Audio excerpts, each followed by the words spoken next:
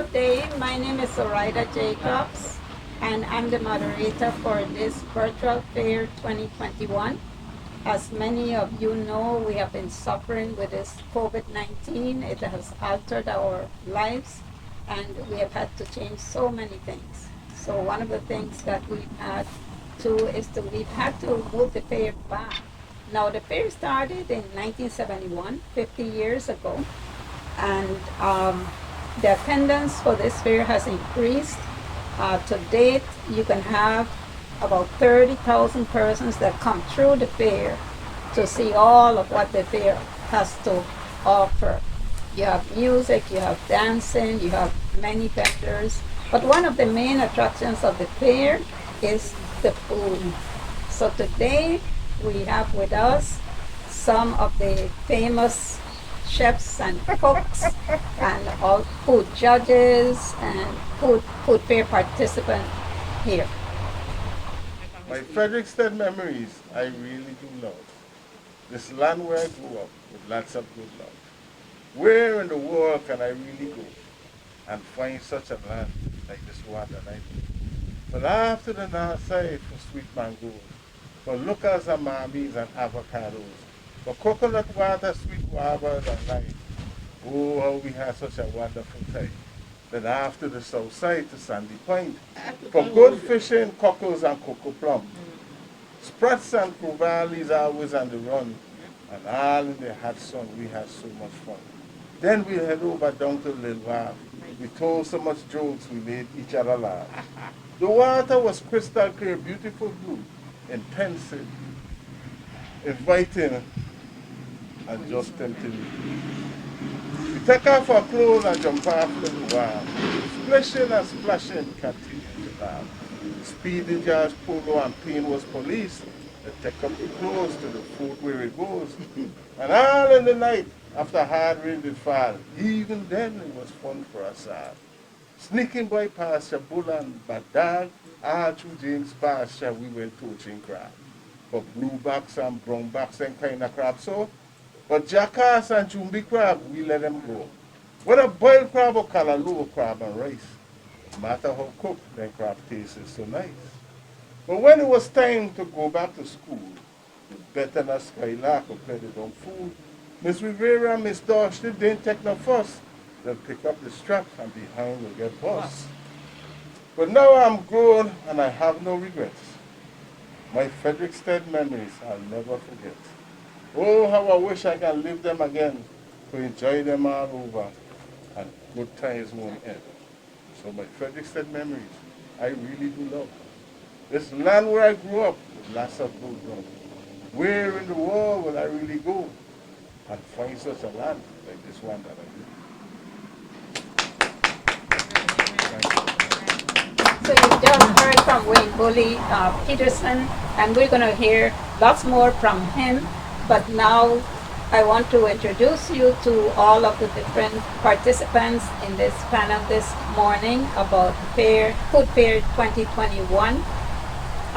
We're going to begin with Miss Seeley to tell us who she is and how long she's been participating in the fair.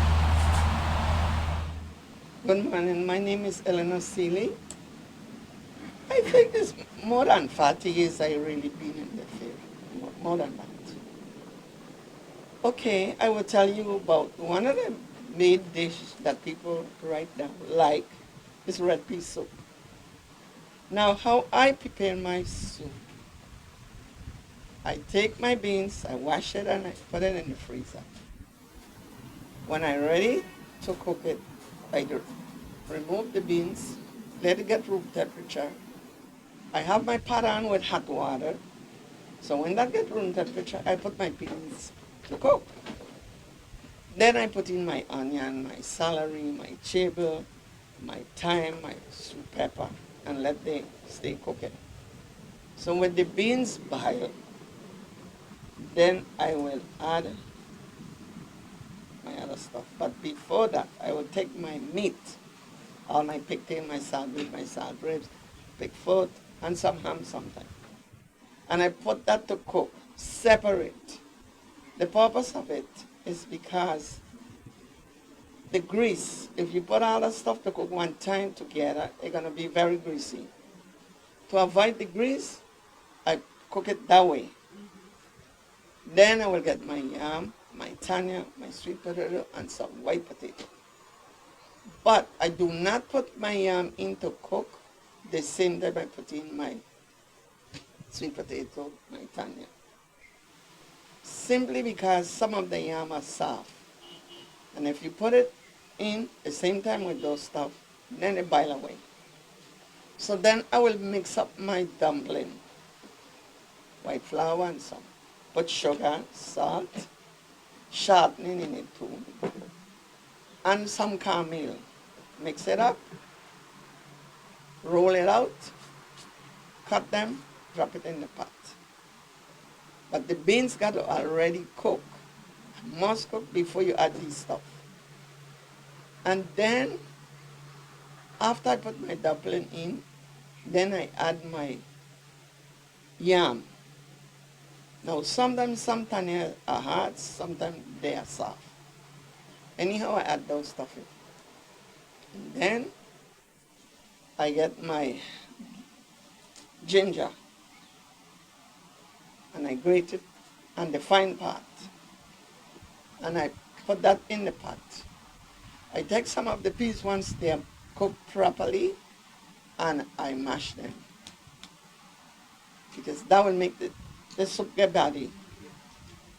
Then I take my meat, when all of the stuff cooked, then I add it, because I save some of the water that I cook with, and add it with my soup.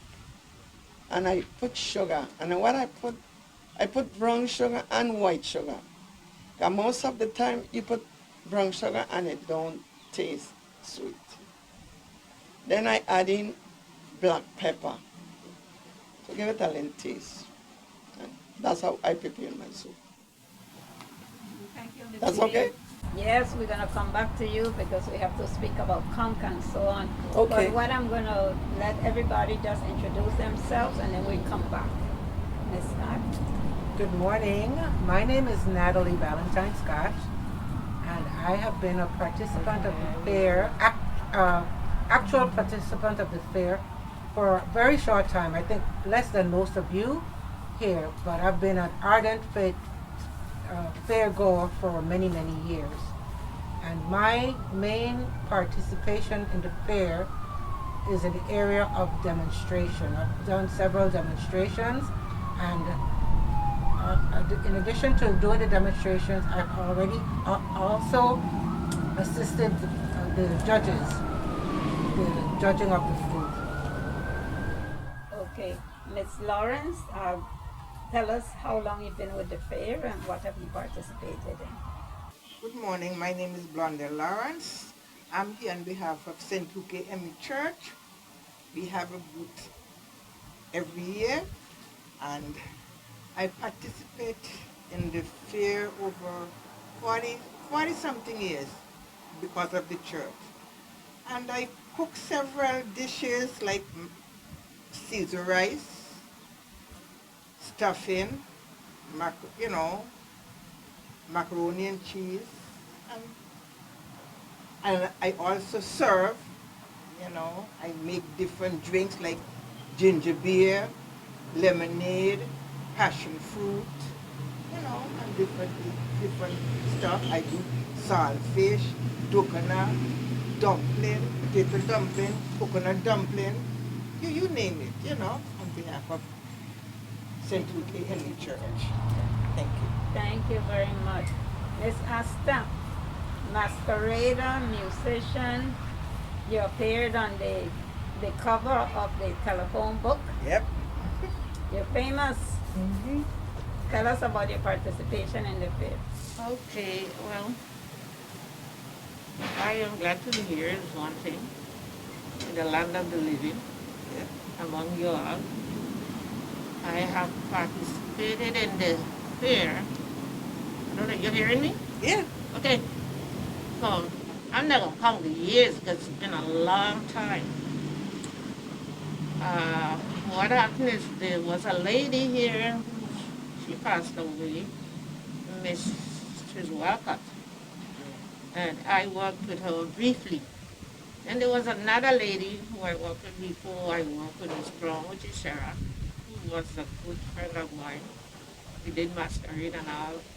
And Mr. Daly, those are my two friends. And never will forget them. Every time I turn the page, I see Sharon on it. And I'm not taking it, I'm taking her off my, you know. But as I say, I've been a judge for a long time. I've been criticized because I, along with Miss Shelterbrand, who is now gone, my partner, we did a lot of stuff. We saw a lot of good food. But I have to say this. As the years go by, people don't cook that good anymore. That's my opinion. Yes. Because a lot of people want to make a lot of money. I not like to hear me, but they do it cheaply. For instance, the meat that they cook the sauce with, like the pig feet, is what they put in soup and callaloo. They ain't got no meat on it. And when they come in to vote me and the shelter band, they say, oh, those people, I cook my food so good and I didn't get nothing for it. But if you cook it the old way, we're going to put you to task. Because we custom to the old way. And yes, we are getting older, and as people are saying, when you're getting older, you lose your taste. I don't know, but you still know what's supposed to go in there. And I've had many run-ins with, well, not physically, but here, people challenging what they cook and how they take the time to cook, you know. But I am a shelter. But we do our best because you know why? We want when that food goes there, that is complimented. So when we pick, as judges, when we pick somebody's food, it have to be good. And that's my opinion about the food. The fair has lost a lot of structure. What are you looking for? I am looking for the old time way. Okay, and tell us what the old time way is. Traditional, yeah. Yeah. The way they used to cook long ago, with the type of meat they used to use, the kind of ingredients they put in the food. Some people still cook it that way. What are some of the ingredients? Well, according to the way you cook it. Mhm. If you're cooking callaloo, you have to cut the callaloo bush, the conch, the fish, and the meat kind. I don't like pig bone, as Miss Celie said, but I like salt beef and ribs, pork, and with a little meat in there because it seasons the pot very well. Hot pepper, you know, in the callaloo. I notice sometimes people put carrots also. Well, that's the way they cook it. I can't say, but if I'm judging, Yeah. I don't know how to judge that callaloo, carrots, and onion in there. I am looking for my original, traditional food that I grew up with. And I think that's what the fair is about. Both in red pea soup, seasoned rice, crab and rice. I'm looking for it the way I know. Other people might say, well, I still cook it that way. But if you're not cooking it Cushion style, I don't know what to call it. That's my opinion. And so I've had many problems with people saying, you know, they're not physically coming up to you, but you're passing and hearing they say, well, they ain't know what they're talking about. But that's not so. We grew up with our We grandparents. are on St. Croix, so we are. We are looking for the food that we grew up with. The ingredients, the type of pork, the type of preparation, like Miss Celie was saying, how you prepare it. Now you could take a shortcut here and there, but don't put that pork powder, make sauce with the inside of your soup and inside of your callaloo. That's not our thing. Sorry, but that's me. And Miss Shelterman and I, we used to make sure that they walking that way with us. And when the other people come in to test, we're making sure that they joining us. So when that go over to Mr. Peterson, and somebody get 1, 1-0, oh, You know, what kind of business is this? You know? But he could tell you how we market. I haven't been here since my shelter bag because I'm old now. And I would like to say, I don't know if it come back, but I always think even for the Frederick said food fair that don't throw food at the people. Just fix food that people will want more. They want to come back. They want to look for you. They want to say your booth. You want to make the money for the money you spend. That's how I feel. It's my opinion. Thank you, Ms. Asta. Well, Mr. Peterson, Wayne Bowley Peterson, you have wore several hats in the food segment of the fair. Tell us about it. Yes, I've been coming to the fair since I was from my mid-teens when the first fair coming up, and I have participated in several parts of the fair. I have been a vendor, an art vendor, selling art, and I played music, and I've been a judge for most of those years when I saw the fair.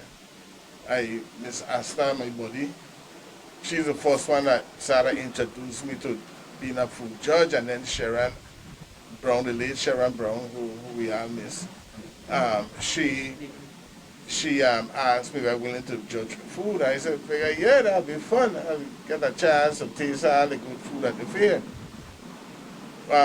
When I judge the food, I was looking for traditional food, cook the traditional way, traditional seasonings. I had some very good experience, and I've had some bad ones. I've had when I ate stuff and I went home and the whole night it raided me. So, and I did that for a few years, and then after a while I just said, no, this ain't the best thing for me to be doing, is eating all this food and start to control my diet and being careful of what I eat. The thing I like to say about the traditional food, a lot of it is changing, a lot of tradition is changing. For example, a lot of people don't eat pork anymore. So one of the foods that we used to also have to judge with the seafood, callaloo. They say callaloo with the bush and everything, but you have all the fish, and callaloo being versatile, have pork and fish. So fish and seafood is a natural part of the callaloo, except they remove the pork out of it. And that's something that's relatively new, but with a lot of people that eating pork and things, that also is becoming one of our tradition, our new tradition that we have to accept when it comes to callaloo and things like that. One of my favorite Crucian dish that I really like, when I was growing up anyway, my favorite was red pea soup. Just like what Miss Seeley said, I love a red pea soup when I was growing up. And I love dumpling and saltfish. Those are my two best Crucian food. But since I get older, I learn to appreciate a good boiled fish and food. That's my favorite right now. You give me a nice boiled fish, and preferably a snapper. A nice steamed snapper with a nice bala okra fungi. Okay? And I don't give me no fungi that flat and crawling on the plate. I want fungi bala standing up at attention. And that could take sauce. Yes. Because, so if you do a Fuji looking to melt in the sauce. No. I want my Fuji to stand up at attention and take the sauce. Yes. So that's my favorite. But I did that, but I still wanted to be a part of the fair, and I still wanted to, contribute to the success of the fair. So what I did, I started tallying scores. So the judges would bring the score sheets, and I would tally them and organize it so that at the end of the fair, Miss Brown and then would have the points all tallied and everything. I would still enjoy going back and watching what these judges going through, tasting these people food and things, because because the fair is centered around food, a lot of people participate and a lot of people cook food, but they're not always traditional type of food. And that's why the goal was with the judging the food is to look for traditional food. Not to say some of the food don't taste good, but just some of them isn't traditional. You know what I mean? We won't judge a thing like a roti, even though a roti is a delicious thing that I really love now and I like to eat. But we won't judge a roti because it's not a traditional food. At least not yet. Maybe in time to come you could consider it traditional. But right now it's not. But I had fun doing it, and I still have fun even though I tally scores. Just being around the food, and then the other different competition they would have like different cake competition, and you go and judge eating cake and stuff. But yeah, but I really the best part I really enjoy working with the food, and I really enjoy judging the food, and like I know. Tell us how to cook a good fungi, like you said. Ah, How do you boy. cook a good fungi? Okay, my experience with fungi is this. That's how I learned. My father was a master fungi turner. Oh, okay. And my father would line us up in line one time to eat, and he would have his fungi there, and we have a little bowl. He would put some of the okra water and save it at the side, and we get a little bowl, and he put the okra water in the bowl, wet the bowl, put in the fungi, and he ball up the fungi. And according to how he know you to eat, you get your bar of fungi. So, but how my father used to cook his fungi, I never see my father soak caramel before he turned the fungi and all them things. He boiled the okra water, and he put some on the side, and that one on the side is something you got to tune up your fungi, and also you use that water to make your barley and fungi. What do you mean And tune up with the fungi? Okay, he used to just throw the caramel directly into the That's what I do. into the hot water while it's boiling, Right. and it start to turn. And sometimes maybe you have too much caramel and the food you get into stiff, you take the water and you throw a little bit in the food, in the water, and you turn it, and that's how you tune the fungi until. I've seen it other ways when they get too soft, you take a little sprinkle of caramel and just poof, just you know, you have to be careful because you want to create lumps, so you got to like poof it onto them, and you turn until your fungi is at the right texture. My preferred texture is, when I done, it have to be a stiff fungi. I don't want no soft fungi. I've had fungi that's too soft for my liking, but I like a nice stiff fungi, and that's as far as I can so that's how you make a good fungi. You boil the fungi, and the fungi have to stand up at attention Yeah. in my plate. Don't look to crawl on my plate, gone away. Yeah. Oh, it's You flat. understand? It's flat in the plate. When I get my sauce, don't look to melt away in the I sauce. tell you. But stand there and stand up like a strong ball of fungi and take the sauce and take my eating. Yes. But that's how I learned to make fungi. Nowadays, I just do a little thing that to my fungi, I just take and I just add flaxseed meal to the canned meal, because the flaxseed have the same kind of what call it, mucilage, that sliminess that the okra have. Yeah. It's also in the flaxseed, so it really contribute to a nice ball of fungi, and then it also contribute because of the health benefits of the flaxseed. The only thing you got a little brown spots in your fungi, but I don't worry about that. It'll make a good bar of fungi, and that's how I do it now. I don't say a little half tradition, but still, it contributes to the overall health of the bar of fungi. Okay. Miss Celine, what Yeah. about your fungi? How you do it? I do not turn fungi like that. I used to get too much legs. Because the fungi used to have a lot of lamb. Yeah, you gotta work it So back. I couldn't cook it I can't cook it that way.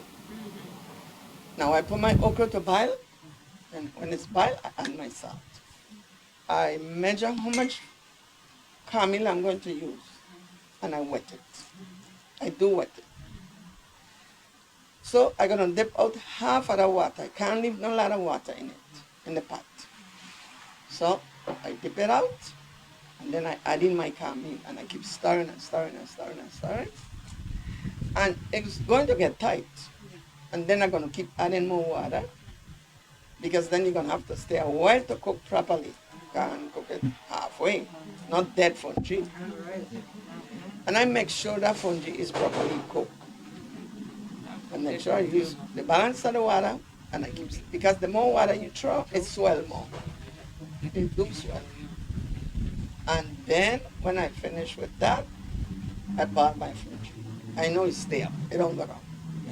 Because it do cook tight. You see? But if you don't leave it cooking properly, that's it. It's dead fungi you're cooking. Yeah. So that's how I prepare my fungi. And the heat have to be low. Yeah, not high. No, You have to be not low. high. No. You have to be low, and my texture of fungi, you're going to know because it's going to be like a hot dough, a hot ball of dough. You're going to be able to. You're going to know. You're going to know when it's done. You're going to know Yeah. because this fungi, the texture going to change, and like Miss CB said, you have to put that on low heat and make sure the caramel cook. Because I say I'm got raw, like fungi taste raw, but yeah. That's why you got the water on the side too, because if it drain up and you're ready, just put a little more water and you turn it and you walk it. When I cook fungi, I cook it similar to how the CD does it. My mother used to cook it the way your father used to cook it, and it came out perfect, no lump. And she'd use a turner stick. Turner Turner stick. used to go out. That's right, I and, use stick, yeah. and, That's when I right, I cook use. my fungi now, I put my water to boil, put the okra, I put a little butter in mine, a little butter, not too much. And then I wet my cornmeal. I use a whisk. Like my I grandson. use a whisk. No.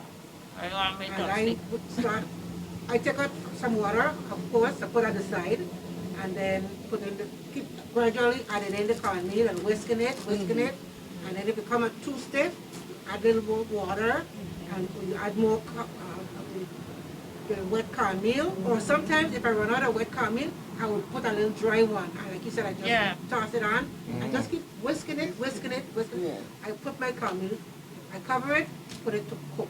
Because my mother used to say, she don't want no dead cornmeal on her plate. Okay? And the next thing I found out when I cook cornmeal, I don't know if it's because of the butter I put, a little bit of butter, or what, but my fungi could stay a week. I boil it up and let it cool, and I put it in a tight wrap plastic container. I put it in the fridge. So it doesn't get a cold. Right. Yeah, and I have had fungi from people where it has a jacket on it. And I don't know what causes that, because I have never cooked That's when they dry fungi Yeah. that had that. So I don't know what causes it. Maybe somebody could When put in I on that. keep What the causes thing with the it? fungi, like me when you're right. When I store my fungi, I want it in something like plastic. Yeah, Like plastic container, seal you it, keep yeah. it covered. Because what going to dry it out is the air. Air. The air going to dry out the coat and give you a jacket and your fungi. Okay. You know, so I don't leave my fungi there, and then sometimes what I do with my leftover fungi too is I slice it and I fry it. Right. Oh, Yes. whew. Yes. Yes. Yeah. Yes. I fry Yes. nothing better with some What? very easy eggs and some Son? fried fungi. Yes. Right. So talking about fungi, Yes. we know that fungi also goes well with callaloo. Yes. So let's Yeah. hear about the callaloo. I see some bushes here, Yeah. some ingredients that go in the callaloo. Cecilie, you are ready to tell us about how you prepare the callaloo? Yeah. Thank you. Okay. These my different bush. As I said, when I pick off, you make sure you don't get the stem. You have to pick the callaloo with no stem on it. Then I will pick this callaloo, we call callaloo, this one. Let me pull it out. Let me say what it is.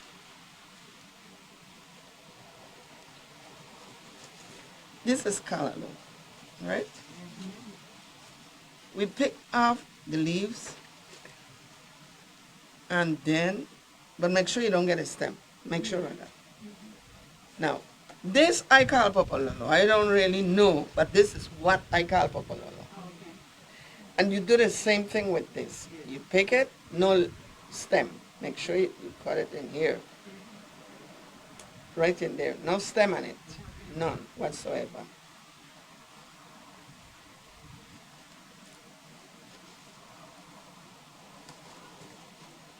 This one I call bata bata. I have two kind of bata bata, the male and the female.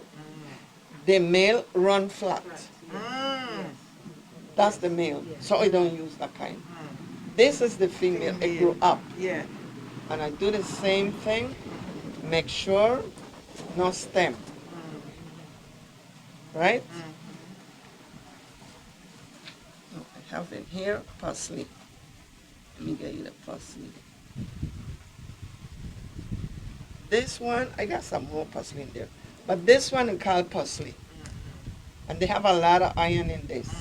Now in this parsley, I have a male and a female. The one who is very red is the male. The more white one is the female.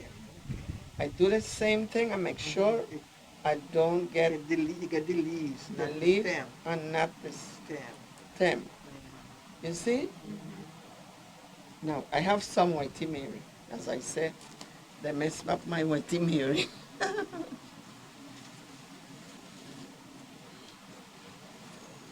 See, all of this is parsley. Let me find the whitey Mary. Okay. Okay. This is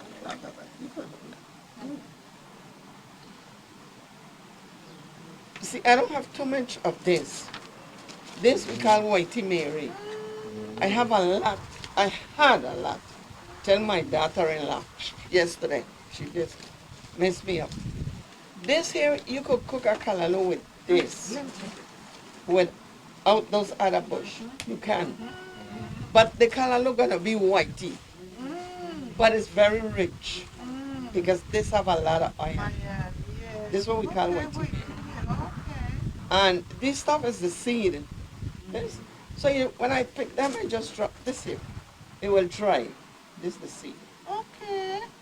I'm finished with it, I put in the yard and let it grow up. And then I do the same thing with the whitey Mary. Make sure Yeah, just the no leaves. stem. Yeah, just the leaves. Okay, now. So I don't have the no more. This is the, let me show. This is the younger I call Papa Lolo this year. You see? First I show you the older one. This was some new one coming up. So this is younger and I do the same thing. I bake it off the same way. Now when I finish picking everything, I wash them and if I'm going to save it up, I put it in a pot with hot water, leave it in there for about 10-15 minutes, drain the water off. And then I will put it in the food processor and put it in the freezer. Now when I'm ready to cook my callaloo, I don't have the bush pick already. Yes. So now I get my meat. I get pigtail, right? Salt beef, salt ribs.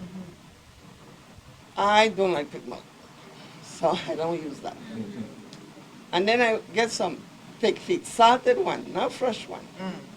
Because you put fresh pig feet, the one that don't have salt, they spoil your food. Now what I have done, I have sent my son to pick me up some salted pig feet. And he couldn't find none, right? He bring me fresh and I was so angry. But I'm going to tell you something, what I did. I had the pickle water from the pigtail. And I stir the salt up. I stick that pig feet in there. I leave it for about 2 days. You wouldn't believe it. And it gets salt. Yeah. Right? Because if you cook it fresh, America. it will spoil your food. Then I will get my fish. I fry them. Some people boil the fish, but I rather it fry. I pick it up. Then my conch, I boil it. I cut it up. Right? So I got my fish pick up, I got a conch. I get some crab, once I could get crab. If I don't get crab, I use the imitation one. If I can't get the regular crab, right? So now I have all the stuff together. I don't put in the callaloo at the early stage. Because to me, if you put it to cook too early, it will be bitter. You see, so once everything is prepared, Then I add my callaloo. I got okra cut up. Some, like right now, I have okra I didn't have to buy. Because in my yard, I plant okra, and those things grow every day. Yeah. As soon And as the wind get them, if you don't pick them, they're get old. old, yes, Yeah. that's true. So when I That's got true. to buy my okra, I will buy the cut up one, done cut up already. So I will add in all of that stuff. The okra, the conch, the fish. Eggplant. I do eggplant, but not them big one. The small one. The smaller one. Boulanger. Yeah, your local one, which I always got eggplant. So what I usually do with the eggplant, I will boil it and put it in the freezer. So I will have eggplant. But the purple one, them to me, you put that in, it don't taste right. Because, you know, they had that in ice. Yeah. And so it tastes not correct for the, so I will add all the stuff. And then I add some pepper. Oh, I don't like pepper. But I put pepper. Some, I let my son taste it. My youngest son, I said, tell me if you have enough pepper. Because he loves pepper. And then he would say, no, I need more pepper. And to me, he don't need no more pepper. But he said, yes, I put the pepper. So that's how I prepare my calendar. Now, what we are speaking about, especially in terms of keeping in with tradition, is that making the local foods takes time, because just with what you're saying about picking all of the different bushes that you put in the callaloo, how you pick them, making sure you don't have the stem in it, how you set them aside for a while until, you know, the day that you're going to cook your callaloo and so on. So I know that before you mentioned, when you were speaking about pea soup, you said that you learned from somebody that they freeze Yeah. they Put the beans too in the the freezer. beans, and that helps to Make it very soft. quicker. So in talking about traditional dishes, what are some of the things that have changed? I mean, because this is a labor of love to make like callaloo the real old way, the old traditional way. Is a real labor of love. That is true. Earlier also, you all were speaking about that you don't cook certain things every day, and that you, let's say you have a day that you cook pea soup and a day that you cook fish and so on. Tell us a little bit about all of that, the change in tradition, and also how you use, let's say, a week of food, how it used to be. Which day was for pea soup, which day was for fish, and things like that. Tell us about it. Well, I know fish. I back up to fish first. Okay. Fish, definitely. Saturday, it will be fried fish. Some Saturday, it will be boiled fish. But I always had fish. And next thing, they will have like dumpling, but with saltfish. That's like in the week. Then the next thing, you got your peas. So we used to use different peas at that time. But now it's red peas. But in that time, it used to be pigeon peas, black eyed peas, right? Lentil. Pumpkin soup. Pumpkin soup, right? Yes, pumpkin soup.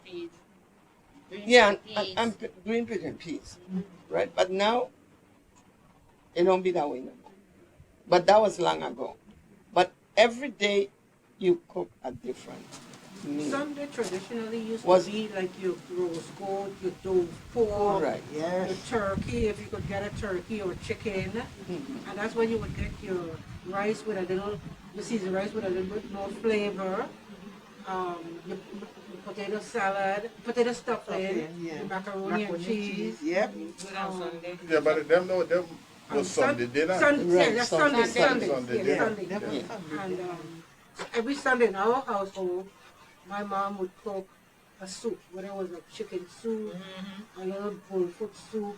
But it wasn't a thick soup, it was more like a Liquid, broth. like, A right. broth. And you had that first after church, and Yeah. then you would have your Your main course course, after yeah. that. So the No, I weekend- know, like, for example, dove pork was a Sunday dinner. Dove Dove pork, yeah. pork with fungi, steam okra on the side and with some apple sauce. And that was a start of Sunday With dinner. fungi? Not fungi on Sunday. No, no. Fungi used to be a Rice. rice. In the week you eat that fungi. Well, you see that every household do. No, I know. Yeah. But I never eat fungi in the Sunday. Well, you know, It's only now that I see Yeah. people eat anything. Anything, yes. I No? eat fungi with anything. One of my favorite things that I used to love to eat fungi with was stew goat. Okay, yeah. Stew goat and fungi to me was very good. And Negaman sardine too. Yeah. Yeah. Oh, I can't My stand that. father, one of my father's favorite fungi thing was fungi and canned beef. Oh yes, yes, that's good. That's My good. father loved all his children, all his grandchildren know my father for his fungi and canned beef. Okay, he feed everybody with that. That was one of his favorite thing with fungi. But for a lot of people, especially some of the older guys I know I've been around, fungi was over rice. No other Yes. people eat rice. Yeah, I know them guys. I used to work on the boat for a while down by mom, and I used to see them older guys come, and they got the fungi like in a tray, and they'll take a knife and slice their fungi, and take the sliced fungi and take the little salt and eat it and put on the fungi and eat it so. So those older guys, they was really into the fungi, not rice. But I mean rice, I know they Right. had We eat rice. but weekend. Yeah. You ever eat dumpling and sardine? No, No. I eat dumpling I and like saltfish. sardine. Or salt mackerel. Oh, Mackerel, yes. Salt Yeah, mackerel. mackerel and dumpling. Canned pork, I know, I wasn't familiar with canned pork until I get to be a man, and that's because one time we had was doing these crucial breakfasts, and they needed salt pork, and I did exactly like what Miss Eleanor described. I went and I took one of them bucket with the salt meat, Like they do that. and like I this put one. Yeah. bought the pork fresh and put in the bucket. And I soak it there for a few days, then I put it out in the sun. Son. Oh. And they dry and they come hard like a piece Yeah. of bone. Yeah. Stiff. And that was canned pork because Yeah. it was a way of preserving the pork. Yes. The meat. Because long ago they didn't have refrigeration. Yep. So you had to use salt to can Yep. what they call can. I I've think been it ordered some depends. people canning chicken and all. Yeah. I never Anytime you- read You but never I'm see all the about corn that. canto? Huh? Yeah. Can. With corn meal. Oh. Yeah, you never use salt because how long get Well, the can meal I use the can to You clean use the can. can. I use the can meal. Yeah, but you use that to Yeah. can it preserve too. it. Yeah. Old people did that. You know, you cut it, and then You know what was the next thing they used to have to like? But they used to pick bluefish, not any fish, and they can it. You know, yeah. and that used to taste like saltfish. Yeah, Once that's they're right. real That's dry, right. Dry, yeah. and then you will soak it, and you boil it, and you prepare your gravy. You know, and it used to taste good, but them is in the week. You eat that thing. Now we've spoken about different foods and different days for different foods. Let's get to desserts and drinks. Okay. What are some of your favorite desserts? Well- and how do you make it? And some of the drinks. Well, the dessert, to me, well, I will make a plain cake, and, well, I will cream my sugar and my butter together, and I used to use milk, but now I get a shortcut and using sour cream. Instead of using the milk, I put the sour cream and mix it in. Oh, delicious. Also, I am not bragging, but I'm good with gooseberry stew. Years ago, I used to just pick the gooseberry and cook it. And then I see they shrink. What somebody tell me, man, put it in the freezer. And honey, when I put it in the freezer, and like take it out a couple days after, and I boil it. And then after I boil it, I strain it off. I put the water on the side to make a drink, or I will throw it, my choice. And then I will put my sugar to melt with my cinnamon stick and my cinnamon bush. Then I throw in my gooseberry And then when I put in my gooseberry, I let it boil, boil, boil, boil, boil. And when I see the syrup start to turn maroon, years ago, I used to let it boil dark, but I said, no, it's coming too dark. And after I say, okay, let me try something else. And when I see the sugar start to turn maroon, the liquid start to turn maroon, I am the bomb with stew gooseberry. So when I put it in the freezer for it to stay plump. Yes, it's stay plump. Yes. Yeah. One of Yes. the things that I was taught with stewing gooseberry and plum, we had to stick them. No. Stick them to get some of that acid out. With the Stick plum, them and yeah. then soak them. With the And plum, throw up the water. yeah, with the plum, I used to stick them, but the gooseberry, and I just wash it up and freeze it. I don't stick it. But when I clean the gooseberry, I will sit and pick out every stem out of that gooseberry. That's right. Every stem. I cannot see a gooseberry with a stem, it just crawl my blood. Yeah. Well, Right what- now I have bags of gooseberry that I sit down and I pick out every one. When I used to work, I used to carry them to work with me. When the boss ain't looking, I just pick up one. Yeah, and take my gooseberry. Well, one of my favorite all-time best Crucian dessert that I like, my preference, is a guava berry tart. Oh yes. I don't care. I love me a guava berry tart. Even Me though too. I stopped eating so much tart, I think before I was guava. But that guava berry Berry, tart, I a love a nice guava little layer of guava berry and a tart, nothing better. Do you know how to make it?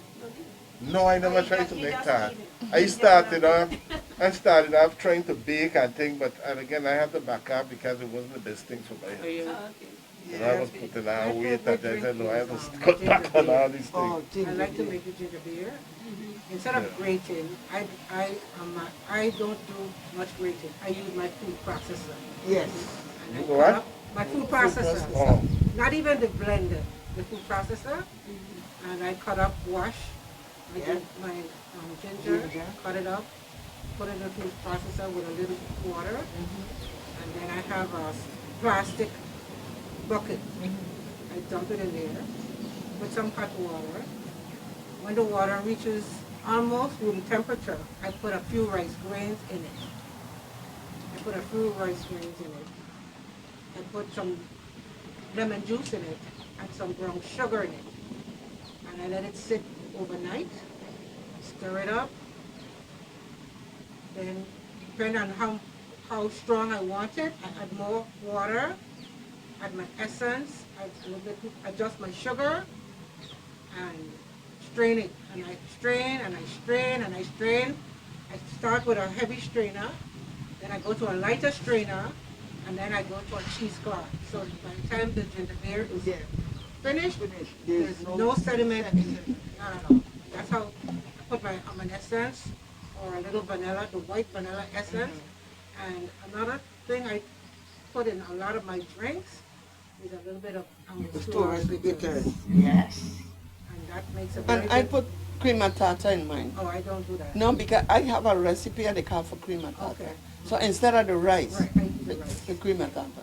Yeah, because when I was growing up too, what does the rice do for the ginger beer?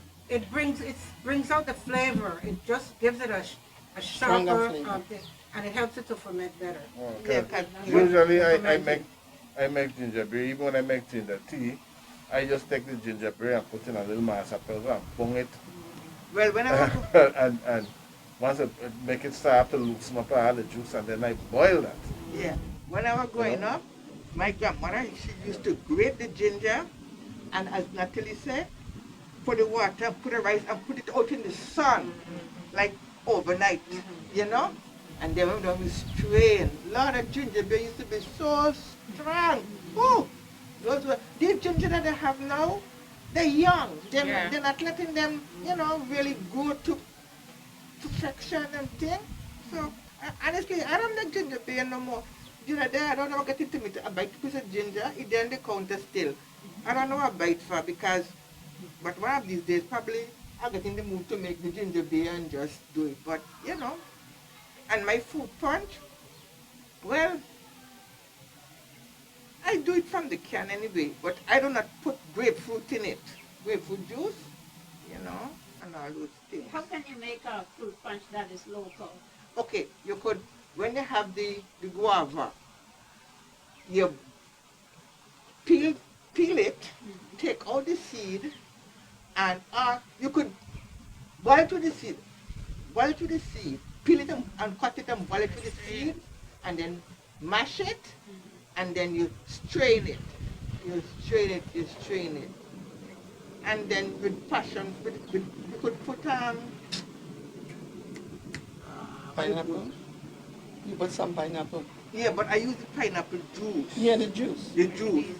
And the carambola too. You boil it too, and you mash it and then strain it, and then you make a drink and Okay. But the fruit juice, the fruit you punch you're gonna make, right? Okay, when you peel your guava, you see the seed have a lot of flesh. yeah, So what I will do is put it in my blender, but not leave the blender running too long to crush the seed. yeah, to crush the seed. just a zap. Yes, zap, and then I yeah. will strain that. You won't Yeah. believe how much Strong, yeah, juice yeah, you get yeah. from That's those true. seeds, That you that know. is so true. And it's strong. Yes, that is so Because I true. can make juice with it and drink Yes, it. drink, And yeah. it'll be thick. Yeah, very So tasty. then Yes. the local fruit punch has guava, Yeah. pineapple, Uh-huh. what else? Why is it up? Passion, you put a little Oh, passion. The local a little one? Passion You fruit. need lime. Oh, you add passion fruit in it too? You You need lime. Oh, you can. That's the zest. Okay. guava, lime, And she just said she what do you call it, carambola. Yeah. pineapple. But Pineapple. I don't But use. with carambola, it's something relatively new to me. When I Yeah, grew up, I we didn't didn't have have that, carambola. I you know, think but the carambola. Then you got passion fruit. What about cherry? Oh, Oh, cherry yes, juice. you Yes. find them. Like a cherry drink. I don't Yeah. make cherry juice Find because them I with have passion a fruit tree good. beer. So whenever a beer, then I make my juice. Juice. Yeah. You know. Yeah, and I don't make mango juice too. Tell me about Oh, yes. red growth people. Oh Okay. yes. That's what I Oh was coming yes. to. Yes. I Red don't growth. know. I don't Oh, know you how don't to do know? it. Okay. Yeah? Okay. I'm gonna tell you again. Yeah. I don't take the skin, the guava skin. I will use the shell too. Some of the shell. And I put it again in the food processor or the blender. And I will strain it. Strain it. So don't get no seed or none of them thing in there. That's how I prepare my guava. And I put it to boil. Right? And then I add my tapioca. And let it, you will know how that is ready because it's going to be like whitey. Wait, yeah. Real Like white. clear. Yes. Clear. Then it's cooked. Do you put raisin? Now, Well, No I grew raisin. up with my raisin. I mean that's long ago, but me, I don't like raisin. Really, I use raisin, you know, and I had a problem not cutting in. And you no know, problem. not with what you say. Okay. I had a problem when the people brought in the red growth. I might make it with or without the raisin, with no problem.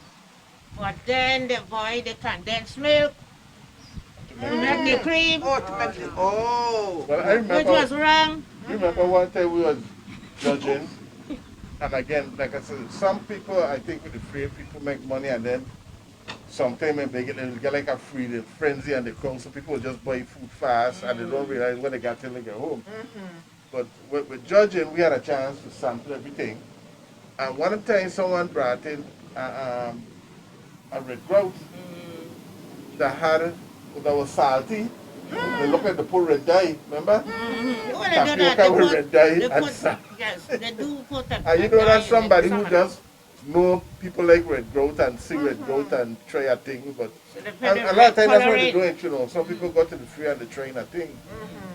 And I've had complaints with some people that they buy food and when they go home they realize, you know, because of the frenzy that's been there sometime, you know, they got a crowd, everybody want to buy the food to go home and thing. It's silly. So what the benefit that we had with judging and thing is that we would know who had the best food there, the most authentic food. And I've been there and some people ask, I wonder who's the best person we know. You know, who got the best or whatever, and thing, you know, and with compliments to Miss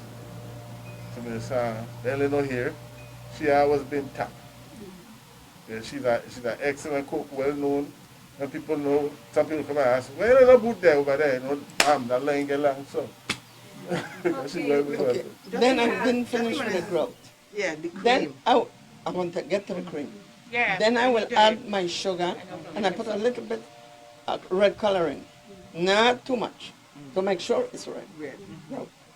Now with the cream, I get a double boiler. What's a double boiler? Well, a pan, Pot you in got the some hot pots of water, double boiler come like that. Or if you don't have that, you get a pot and the next one is the water gonna be under. Oh. Yes. Under. Boiling. And you're gonna put the pot at the top. And you can't let the fire too hot. You're gonna put your milk in first thing. What kind of milk? Fresh Canned milk I use. I use fresh milk, or you could use canned Canned milk, milk. but I have to use the milk. And then you don't got that hot, you know. Then I get my eggs, Keep stirring. and then I get my whipper. Yeah. Yeah. And with it. And as I do so with the egg, Yes, And I you gotta keep stay that at beat it. going. because if Otherwise you it don't, curdles. it's gonna cook. Cook. Yeah. Oh, So you okay. gotta make sure the egg Yeah, yeah. whip, and then you add your You need vanilla. all the way like this, A all the little way. You keep So how much cinnamon. eggs you have to use? depends on how much you How much make you it, make. Making. Oh. right? Now you see me, everybody does measure. I don't measure, People used to make it from which is true. when people come I always in. say, okay, I'm gonna make so much cream, and I'm gonna use so much egg. Then after I get that like coming in, then I add my sugar. Now the vanilla essence said don't add that until it's cool. Okay. You don't put it when it's hot. So you add your vanilla essence to taste, and then you put your cream. But it ain't to be water. Your cream is I to see get a watery body, cream coming to have a there. body. You know. Lemon rind in Oh, it. No, I don't put that. You know, but Yeah. you have to make sure it got body, the cream. Yes. Yes. Yeah. Like a little thickish. Yeah, but don't let it called lump. Yeah. Yeah.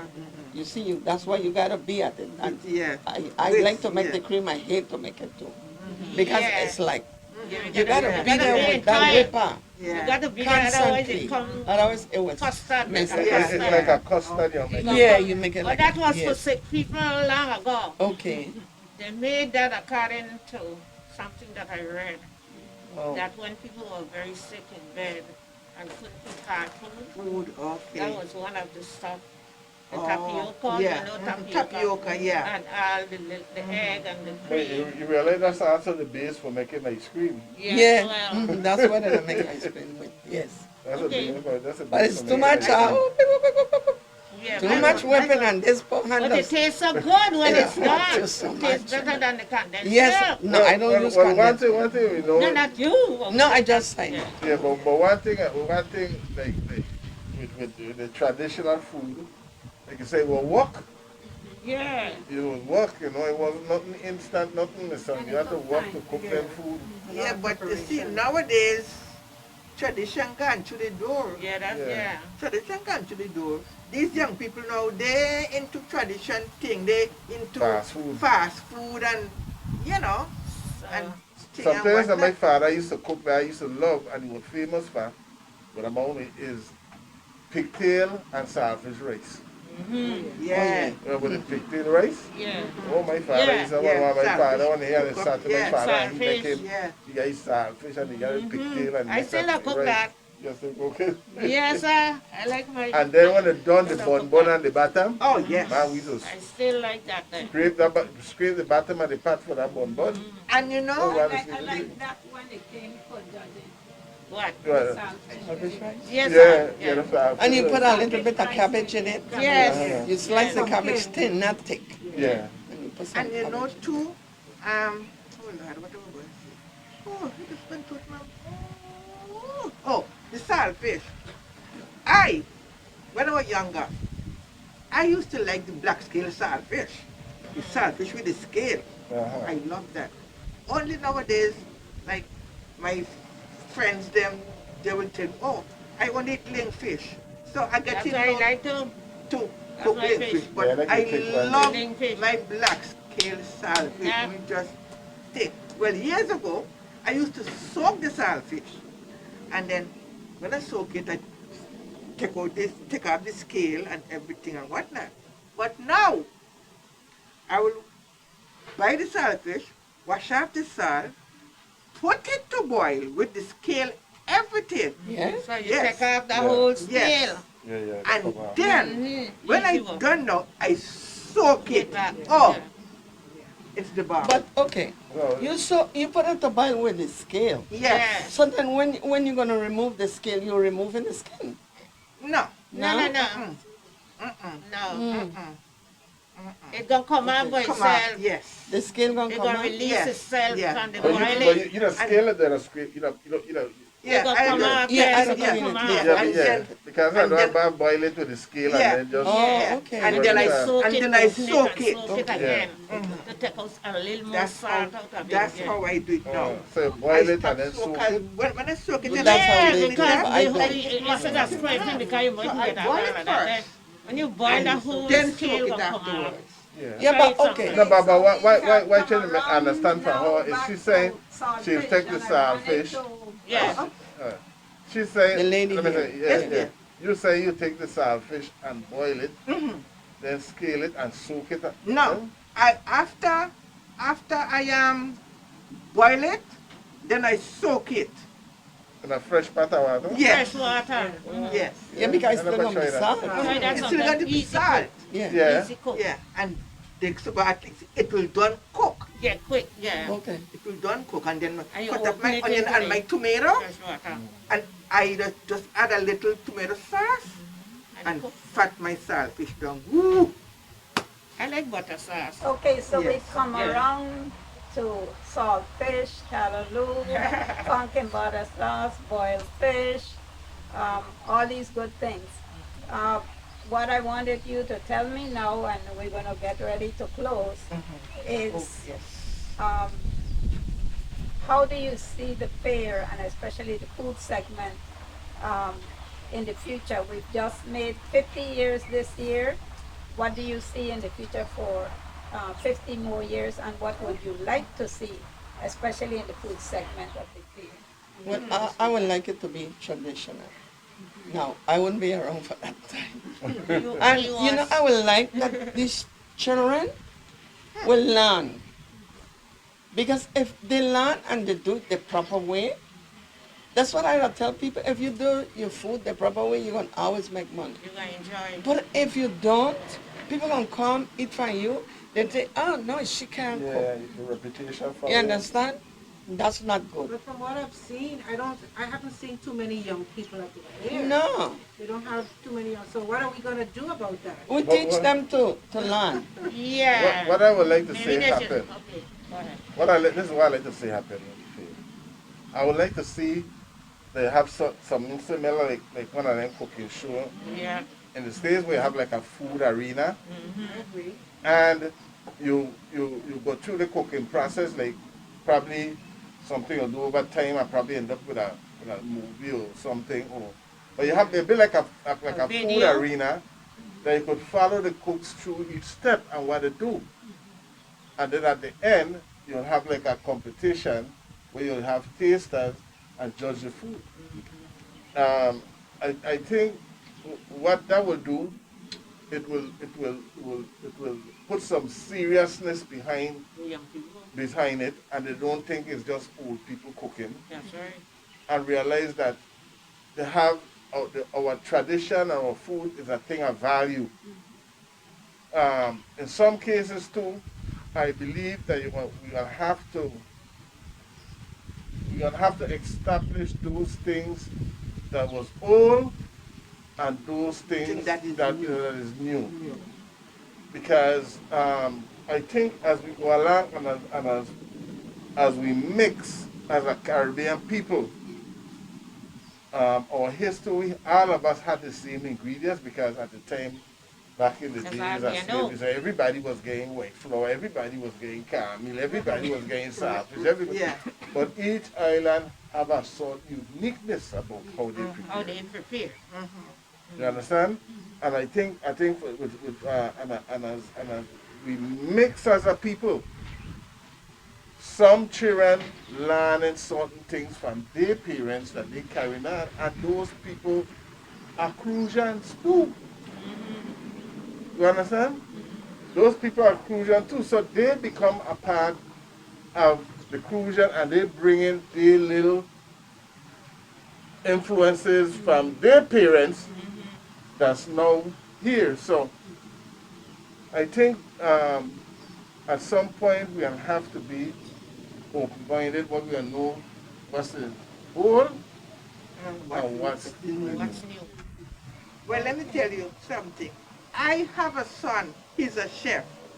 Went to Johnstown, Wales, and he can cook The same local life? food. Mhm.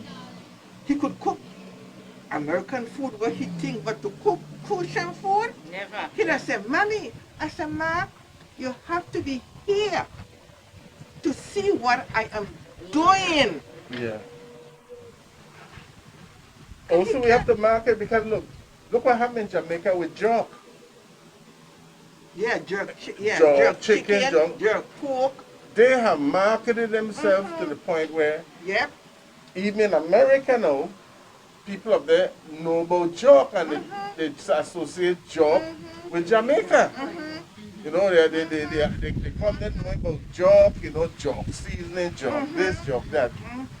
And I think when we start to get to the point, like I said, with the film, when we create this arena, we start marketing and publishing this thing, our food will become distinguished.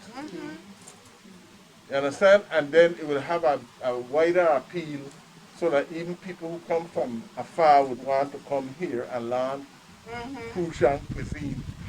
It will be distinct. Could I, But don't you think could I it should say a be quick like a part of something the before? curriculum? I would like to hear from Miss Asta. Ja- And then it's gonna be from short. Miss Scott. I must say that I am blessed because I got a grandson who cooks Crucian cuisine. Because he lives with me, he grew up with me, he don't do his own catering, Okay, that's he know good. what to do. That's good. Because if he not sure he coming to more, and then I say, well, it's a taste is a look. So, and he is in his 40s. But he cook, he know other food too, you know. He, the staple is what I mean fungi. He don't work his fungi too. But me and he don't get along with that one. But the saltfish, and he don't like saltfish in tomato sauce.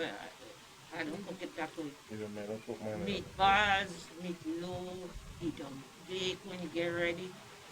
He cook. I cook. So passing on the tradition of Thank God cooking, for Miss that. Scott. Yeah, yeah. No, I'm I done. was saying that I agree with Mr. Peterson that we need to know about the old, keep the old, and we're in a modern society now where we have things that we didn't have then. Yes, yes. For example, one of my experiences is when my mom cooked callaloo, she had a board and a knife, and she would cut up the, The take grain. hours. I mean, cut them up, and it came out as if, I mean, Yeah. like a machine did it. Now, I don't do that. I use my food processor, okay? So that's the new. That was the old. Yeah. So we have to find a way to Videotape. get this information to these young people because we're going, they're coming. Coming, yes. And if the we are tradition going. is supposed to go on, I mean, we got to instill in them, find out some way to get that Yep. information out to them. That is so true. That is so true. That is so There's a lot of things true. that I used to see my mother do. I don't do because it's so time consuming. Yeah. Yes. You know, and like I said, she didn't have a lot of the amenities that we have today. You know, I came in a good time. I don't know anything about cold roots. Oh, No, I've never used a pole roof. When I came, we had an iron, even if we cut off the card, put it at the stove Yeah. and heat our clothes. Yes. I don't know anything about pass on cards. Yeah. I I've jump in a seen lot it, of them. but Yeah. we have came in a time I where, love them, yeah. thank God we had a little, we had a black and white TV on the four legs. You know what I'm saying? Now we have big plasma, big screen TV. Yeah. So there's a lot of things that happened then because of the time then, and there's a lot of things that happening now that we just have to adjust and adapt. Yep. But still, we cannot Forget. forget where we Where we came came from. from. Yeah. So what I hear that you're saying, beginning with Miss Seeley, is that we want to keep the tradition.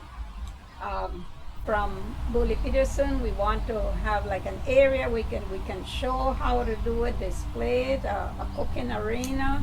From Miss Asta, passing on the tradition to our children. Miss Lawrence, also passing on our tradition to our children. And from Miss Scott, that we want to include it in the schools so that in future fairs, 50 years from now, we can still come for our kalaloo and boiled fish Original. and maybe cran in there. And I want to thank each and every one of you for participating this morning in Agriculture and Food Fair 2021 virtual. Wayne Boley Peterson, Asta Williams, Eleanor Seeley, Blonda Lawrence, Miss Valentine Scott. I want to thank all of you for participating in Agriculture and Food Fair 2021, 50 years of Agriculture and Food Fair. We've been speaking to Mr. Wayne Boley Peterson, who is an author, musician, culture bearer. He's a cook and a food judge. We've been speaking to Miss Asta Williams, who's a culture bearer, famous, appeared on the Vitelco Baya telephone cover. She's a masquerader, and she's also a good cook, and she's also a food judge here at the fair.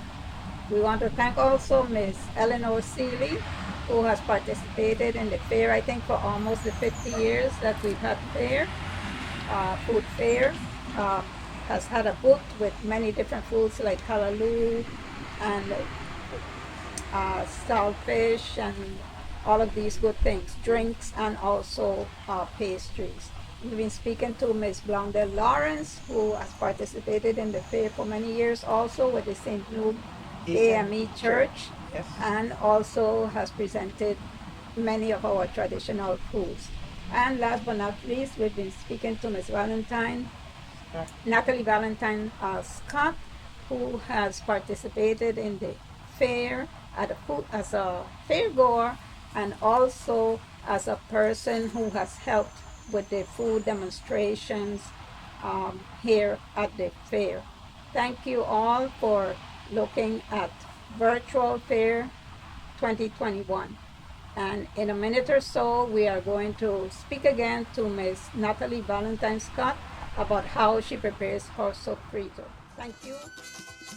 I call it the Puerto Rican eggnog because, of course, it originated in Puerto Rico. Here, especially on St. Croix, but in the Virgin Islands, we have a lot of people here that, I guess, descended from Puerto Rico. So in our food, you always see that there's a Puerto Rican influence, you know, the seasoned rice and other things. Definitely the sofrito, which goes in all of my food. And, of course, the coquito, all have that Puerto Rican history. Our main connection with Puerto Rico is that back in 1917, that was the year that we had, that the United States purchased us from Denmark. So there was a lot more opportunities for people coming to St. Croix, and that's how a lot of Puerto Ricans started coming over to St. Croix. So to me, a good coquito is creamy, sweet, not too sweet. Of course, you know, you gotta put some rum in there, but I like mine to be not too strong. Don't try and overcomplicate things. Don't try and reinvent the wheel. The reason why it's good is because people have been doing it for a very, very long time just so. And I'm all for you putting your own twist and your own spin on it, but some people will go really outside the box. But when it comes to coquito, I think you need to keep it simple. What are the ingredients? The main ingredients are coconut, so you want to make sure you're tasting that. You'll have some cinnamon, people put a little nutmeg. You want to really be able to taste the flavors of it, and you don't want the rum to overpower the flavor of the coquito. So on a scale from 1 to 10, how difficult is it to make coquito? So pretty much anybody can make anything, but it's how well you make it. Coquito is you're just simply throwing ingredients together and mixing it. You can do it manually, you know, with a whisk, or you can blend it. I think anybody can make coquito. The ingredients are pretty simple and straightforward. Anybody can make coquito once you can open a can. There's nothing worse than getting a glass of coquito, you put it to your lips and you're about to drink it, and like that rum just hit you just right in everything, and you don't even taste coconut. You just like, that's the worst feeling. What I love about coquito is that you can make it yours. Once the coconut is there, so many other flavors go really well with coconut, so you can personalize it and make it stronger if you like it stronger, sweeter if you like it sweeter. It's really up to you. Of course, you know, opening a can of coconut milk is more convenient, but if you have access to fresh coconut milk, which I've had on island, that definitely makes for a more richer, authentic coquito. For me personally, when I think about whether coquito should only be drank at certain times of years, particularly at Christmas time, I think life is too short to, you know, subject yourself to those rules. If you want to drink coquito, drink it whenever you want. You want to drink it in February? Knock yourself out. I think for me, there are some things that I believe should remain seasonal. That way you don't get tired of having it, and it's like a special treat that you have around Christmas time, kind of like sweet bread. Like when I think about coquito, I want to have sweet bread with my coquito, and I want to have it around Christmas time. But really and truly, if you like creamy coconutty things, you know, it's something that you can make any time of the year. Yeah, Miss Son, that's what you're talking about.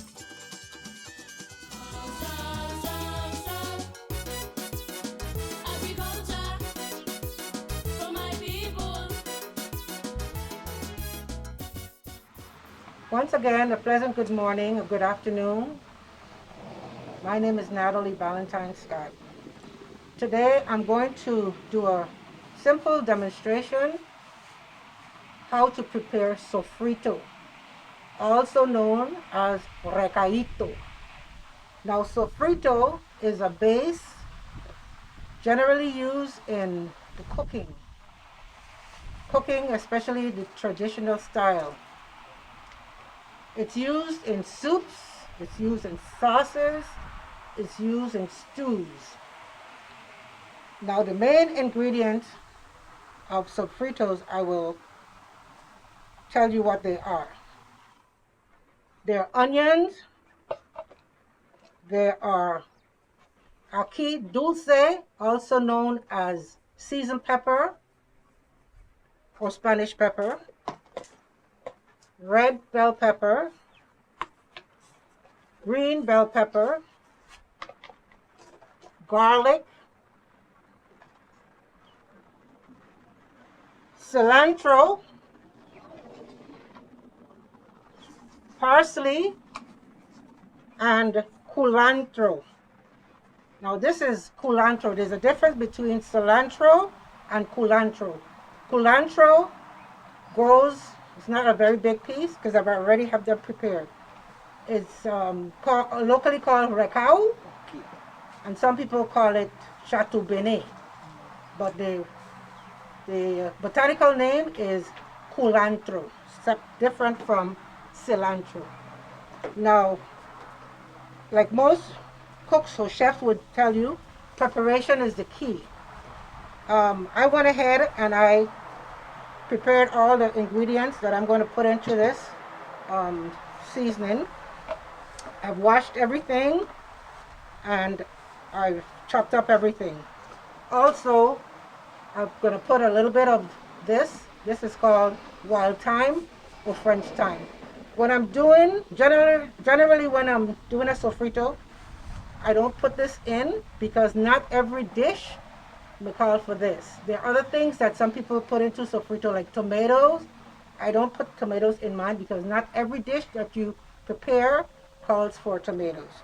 So I'm going to go ahead and add. Now I don't have any of this measured. I just went ahead and I chopped it. But this should give you enough that you can use when you need it at the moment, and you could also freeze it, and it keeps very well frozen. I'm gonna start by adding some onions. The reason I started my onions first is because the onions are harder and they would chop faster than the other stuff, and some garlic.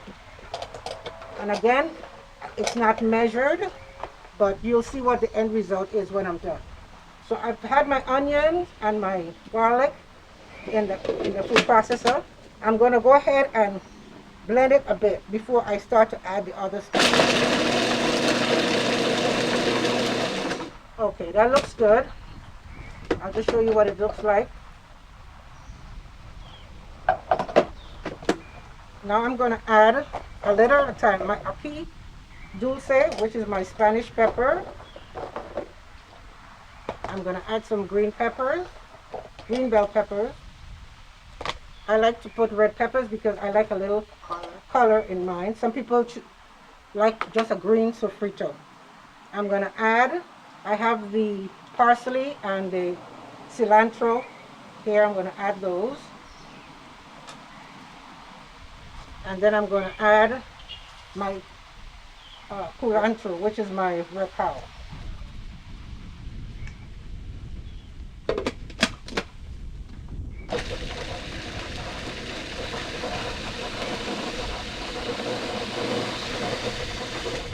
It's blending up very well, but it's still dry, as you can see. So I'm going to add some more onions, because onion tends to throw off a lot of liquid. Yep.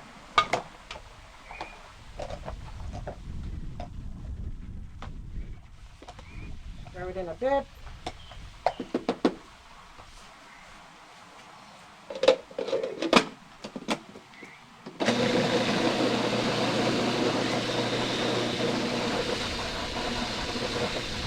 I'm going to stop it and kind of scrape it up.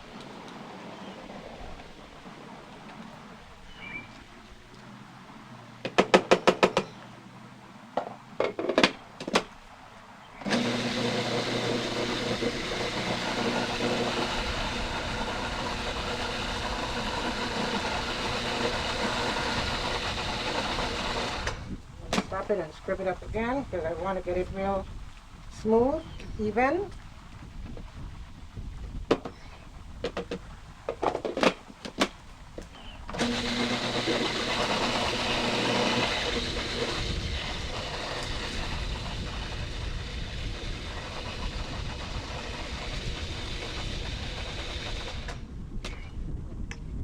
It looks pretty good.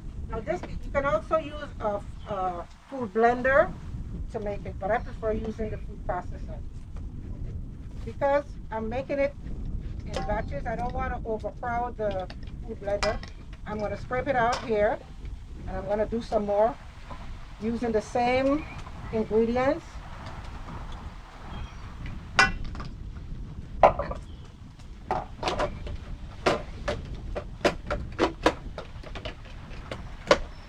I'm going to add all of the rest of my onions. Oh, I didn't put any of this. And like Miss Silly said earlier, you pick the leaves and not the stem.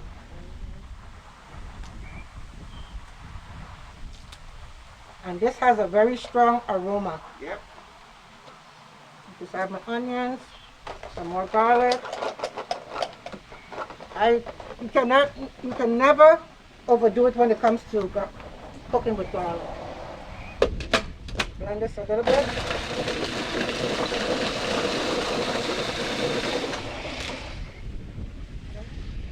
And I'm going to add pepper.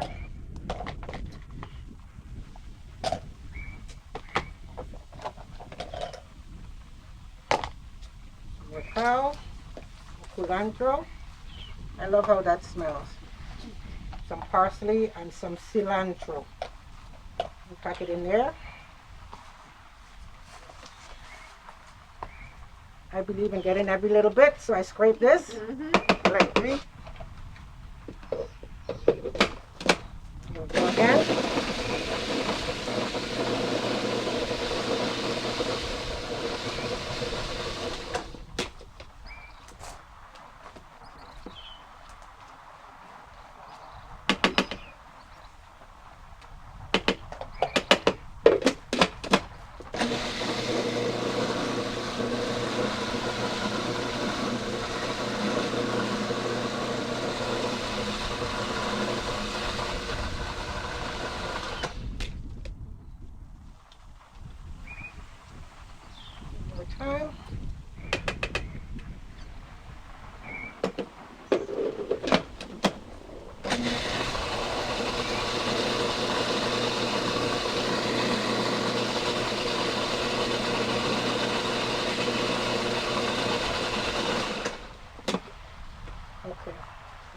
notice the first batch I did came a little red because I added more red pepper. Now this batch, I added more green.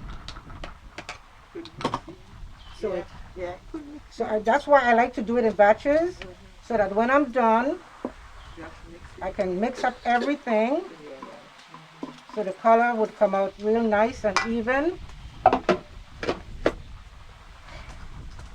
I'm mixing it up. It's not too loose, it's not too dry. It has a very good consistency. Once I've had it completely mixed in, I add a little oil.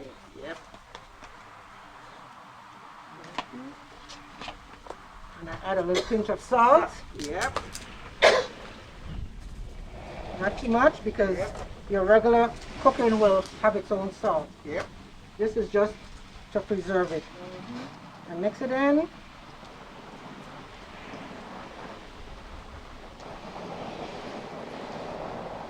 Real good. And this is what the end result is. Okay, mix it in. Now, like I said, nothing was measured. I cannot tell you, use one onion, one pepper. I just use my discretion. That's why I cut up my ingredients ahead of time. Now I have extra. So what I would do, if I were to cook today and use some of this, I would take out what I need. If not, I would put them in put it in little containers like this, with a lid, and it can be put into the freezer, and it can stay. It has a long freezer life once the temperature remains the same. When you're taking it out to use, maybe an hour and a half before usage, you take it out, you set it on your countertop to room temperature, and it's good to go.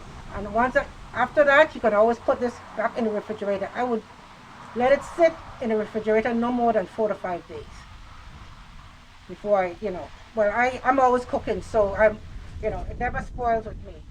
So that is the basic sofrito, and like I said, sofrito is a base. You can use it in stews, in sauces, in soups.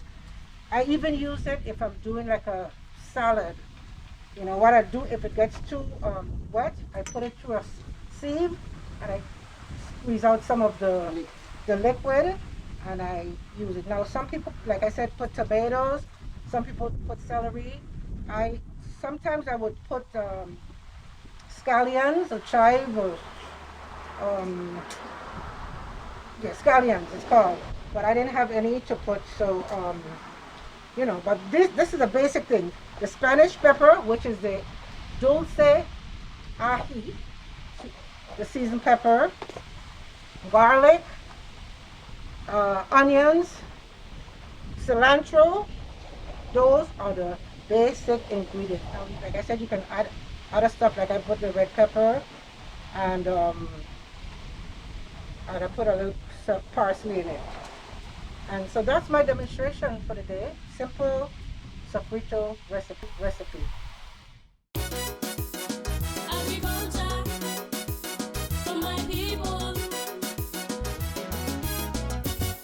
I would like to personally thank the Honorable Governor, Albert Bryan Jr., for his support of the Agriculture and Food Fair and the Department of Agriculture.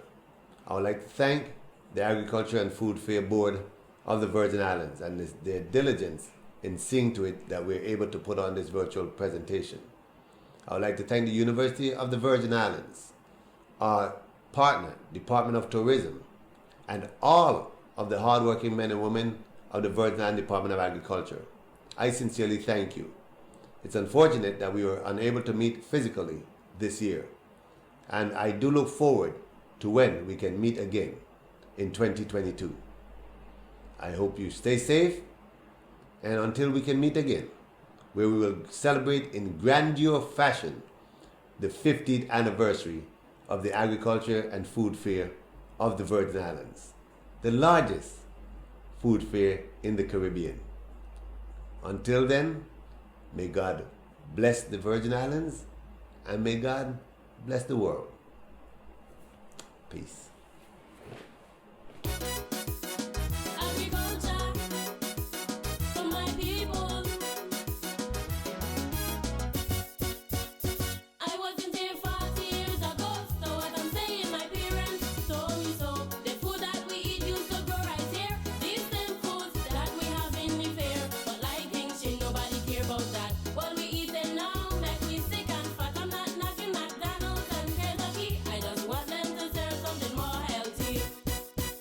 They shall come down here where the weather is clear.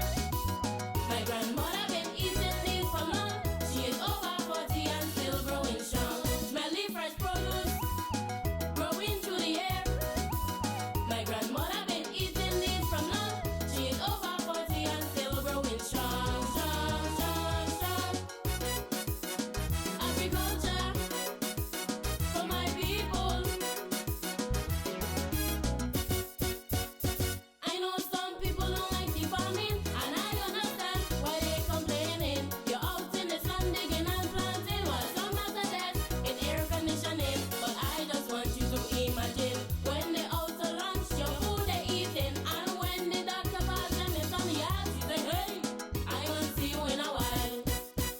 You go grow your aloe, you go grow some nutmeg, and I'm sure if you really want, you can raise some chicken for egg. I insist we support agriculture. If you want to have, you can have a brighter future. Agriculture for my people. I wasn't here 40 years ago, so what I'm saying, my parents told me so. The food that we eat used to grow right here. These same foods that we have in the fair. But like things change, nobody care about that. What we eating now make we sick and fat. I'm not knocking McDonald's and Kentucky. I just want them to serve something more healthy. They should come